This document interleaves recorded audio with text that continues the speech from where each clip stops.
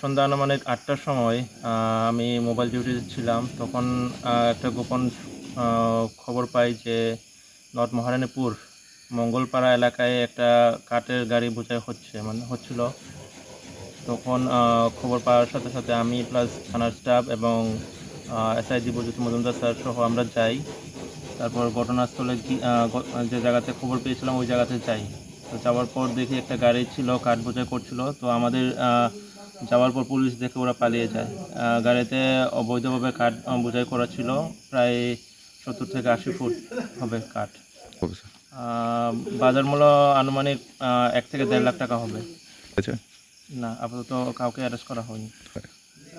আপাতত এই কার্ডগুলো আমরা গাড়ি সহ থানাতে নিয়ে আসি এবং অ্যাজ পার ল প্রসিডিউর মেনটেন করে পরে ফরেস্ট ডিপার্টমেন্টকে হ্যান্ডওভার করা হবে।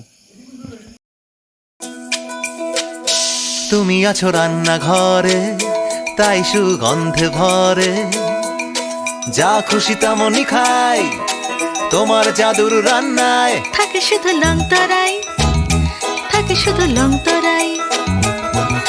কত কেজি রান্না হয়, মনটাই করছো জয়।